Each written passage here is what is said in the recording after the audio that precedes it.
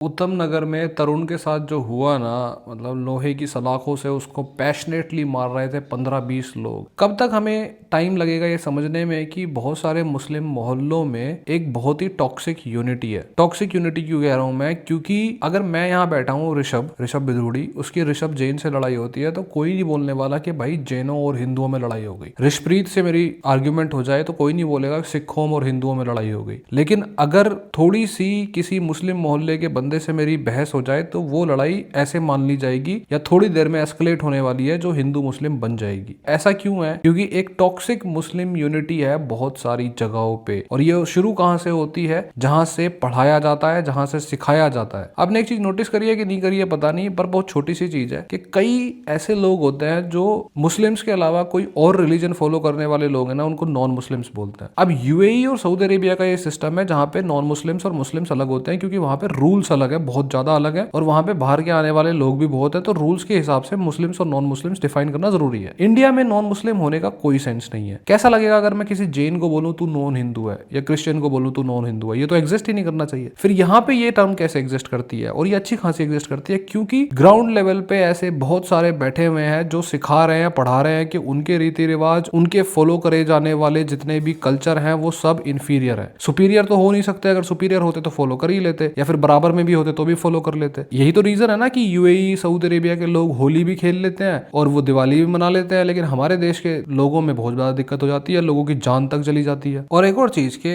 Usually ऐसा बोला जाता है ना कि भाई कोई अगर कुर्ता पजामा पहन ले और टोपी पहन ले तो उससे डरने लग जाते हैं लोग, या उसको अलग तरीके से ट्रीट करने लग जाते हैं। नहीं, ऐसे बहुत अंकल हैं जिनको मैं बचपन से जानता था, अब वो मेरे सिर पे हाथ भी रखते हैं और टोपी और कुर्ता भी पहनते हैं और रिलीजियस है। अच्छे कहां से? डर पता है कहां से लगता है? जब 15-20 साल के वो लड़के जिनके साथ तुम खेले हो और वो टोपी कुर्ते पहन ले, उससे भी दिक्कत नहीं है। अगर आप रिलीजियस हो रहे हो तो बढ़िया बात है, लेकिन जब उनका बिहेवियर चेंज हो जाए, जब वो आपको सीधी आंखों से ना देख के टेढ़ी आंखों से देखे या आपको इग्नोर करना शुरू कर दे। ये आर्ग्यूमेंट सिर्फ उन दो परिवारों की भी हो सकती थी, लेकिन ये मोहल्लों की और हिंदू मुस्लिम में कन्वर्ट हुई। क्यों? क्योंकि जो ग्राउंड लेवल पे सिखा रहा है ना इंडिया में, जो सिखा रहे हैं, अगर वो तुम नहीं देख पा रहे हो ना, तो इस मुसीबत से तुम कभी बाहर नहीं निकल पाओगे।